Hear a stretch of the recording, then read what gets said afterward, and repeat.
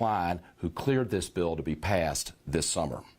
We're very grateful for the community support that we have received. Roanoke City Council has endorsed this project, the Roanoke Ministers Conference, the Roanoke chapter of the NAACP, the Roanoke chapter of the Southern Christian Leadership Conference, and many other organizations and individuals have contacted our elected officials to let them know that this community, that a grassroots effort has been undertaken and that they support this effort to name the building after Reuben Lawson.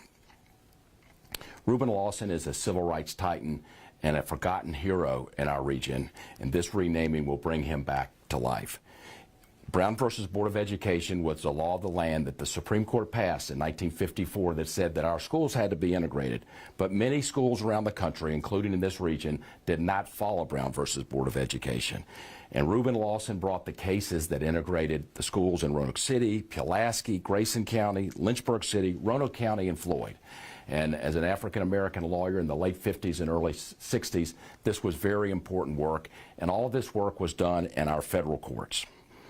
In 1961, Reuben Lawson led the efforts to have a football game, a pro football game in Roanoke City between the Steelers and the Colts to make sure that the stands were integrated, that African-American folks and white Caucasian individuals could sit next to each other and watch that football game. Reuben Lawson was also a leader in the community. He was a lawyer who represented the NAACP. He was vice president of the Roanoke Civic League, and he gave many educational talks in the community, particularly at the Gainsborough Library.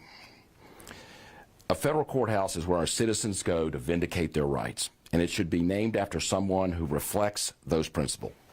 Reuben Lawson did just that. And so we'll take questions maybe at the end. I'll let Reverend Burton speak now. So I'll put these microphones in with him. I get one of you guys to help maybe too. Do you have any idea when it's going to actually happen, John? When we're actually going to change the name of the building, put a plaque up? Well, as soon as the President Biden signs it, and I think that'll happen within the next his next few days, then it becomes a law. And now, when the actual sign goes up, we don't know. That'll be up to the GSA administration, etc. But once he signs it, it's a law. Put these in Reverend Burton's.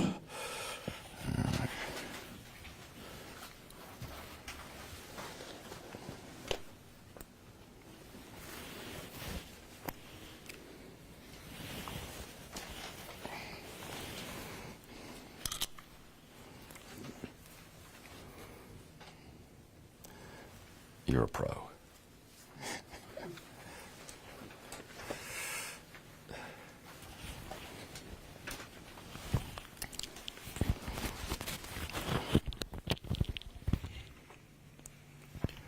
One more, Reverend Burton.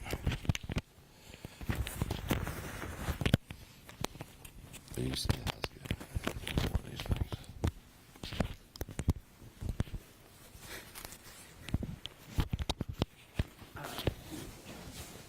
Does somebody want me to clean them up a little bit? Sure. I can tuck them up. I think you did great. Better than me.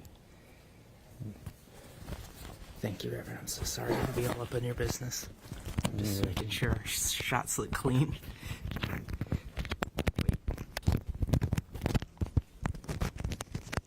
Here we go. Before we get started, also, these are like a number of photographs up through this project that various folks we've met with over the last over 2 years. How many meetings do you think you had? Anybody who wanted to talk to us about this, we would meet with them. And so we met with students, we met with organizations, and obviously we met with Congressman Klein a number of times, and with the senators' staffs or with the senators a number of times. A lot. We didn't really turn. Anybody want to talk to us about this? We were grateful for the opportunity.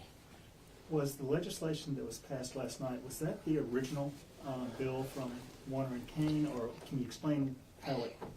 Yeah, so the way Lawrence is Senator Warner and Kane introduced a bill in February of 2023. That was to rename it. And then Congressman Klein cleared it last summer, which meant that he had cleared it for passage. And then I think when the senators and congressmen got together on this Water Resources Act, we're big fans of the Water Resources Act, because the Water Resources Act then included the Reuben Lawson bill, but it was basically the original bill of Kane and Warner that got, to use Dwayne Yancey's word, tucked into the Water Resources Act. But it was basically that original bill. And did both Klein and Griffin vote for it when it was before the House? They did. This law received overwhelming support from both the House and the Senate. So I watched it on C-SPAN 2 last night on the Senate, and it was great to see super conservative Republicans and very liberal Democrats all voting yes.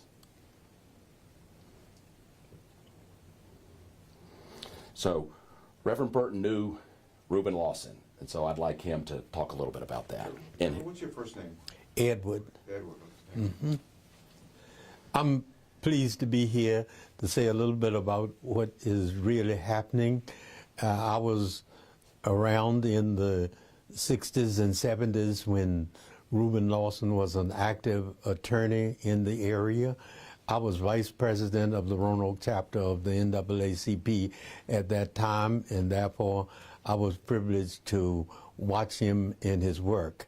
And I'm enthused about naming a building after him because it was in this building that he did his work and he accomplished what really needed to be accomplished so far as the work of integration was concerned in that day and time.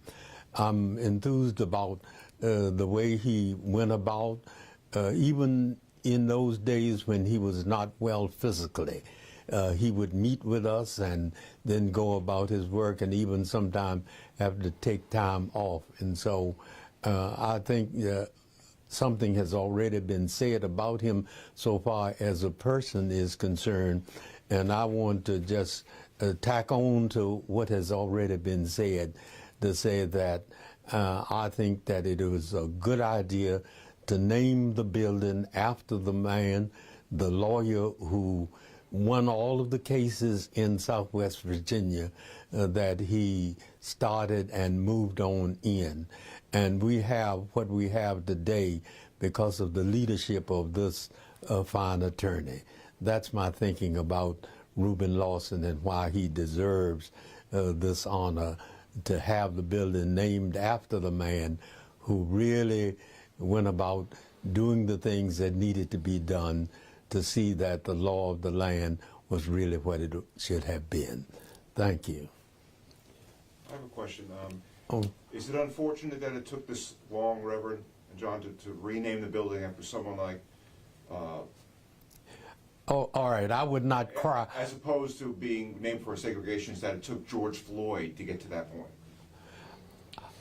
as it relates to the time, listen, 2 years I think in Washington D.C. is fast. So we're pleased that it got done. Sure, it would have been great if it had done it a year ago, but we're very pleased it's done, and that's the most important thing. This building is going to be named after this incredible lawyer for the whole community to learn more about him and to celebrate his career. So the fact that it took 2 years, we're good with it. I'm just wondering, before the whole George Floyd thing, which had there been a push to rename this building before that, John? You know? Yeah, but this was not connected to anything. This was just a connection to Reuben Lawson, who we had admired and I'd learned about. You know, Reverend Burton knew about it, and so we began to push 2 years and 2 months ago, and we're thrilled that it's happening. It couldn't be for our efforts today, and for everybody who's worked on this, we're so thankful. I guess just for anyone who may not know, why did you end up deciding to change the name from Richard Poff? Right. So, you know, I came across Reuben Lawson's name in some cases I was working on in the summer of 2022. And I said, wow, who is this guy? He's incredible, the cases that he worked on and the great work that he did. And we started studying him. And I said, well, something needs to be done to honor him. You know, we need to honor this person who did so much for our community and was so respected and well known. And so we did more research about him, and then I talked to Reverend Burton. I said, well, let's rename the federal court after him, because that's where he did his great work. That would be the appropriate place to do it. And so we researched, how do you get a courthouse renamed? You know, it takes a lot of work. Federal law is not an easy thing to get done, but we figured out what it would take, and we reached out to the folks who can make the difference here, Congressman Klein and Senators Warner and Kane, and ultimately with, I think, the community support, it was the right thing, and that's why we did it. And we're very pleased today that this has come to fruition. And I guess another question maybe for both of you. This is coming a week after we put up the Edward Dudley plaque. So what does it mean to just expand the notice of civil rights throughout the Roanoke community? Why don't you go, Reverend Burton? Oh, okay, I know. I think that so far as civil rights is concerned, one thing that I'm really enthused about in this country in which we live, and there is such a thing as a civil rights movement. And I'm really thankful for what has really been happening. It could have gone the other way and you didn't have any movement at all. And so the time may not be something that some people are enthused about, but I am. The very fact that we are moving in this direction, it shows what a great country we are part of, and what kind of efforts can be made to correct things that have happened in the past. I would not fuss about people who did things yesterday. I'm just enthused about people who are moving along to do things today. Should be a preacher. Well, that's one of my sermons. In addition to, I guess obviously the signage outside of the building, I guess the Reuben Lawson building, will there be an informative plaque inside informing people of his work, and will there also be any acknowledgement of Richard Poff within the building and that history? I think the actual logistics of the signage and those sorts of things are, this will be a law that the General Services Administration will have to figure out what they do with the signage. We'll like everybody else, we'll be watching to see what they do, but we're excited about seeing those changes, to see Reuben Lawson's name on the courthouse steps.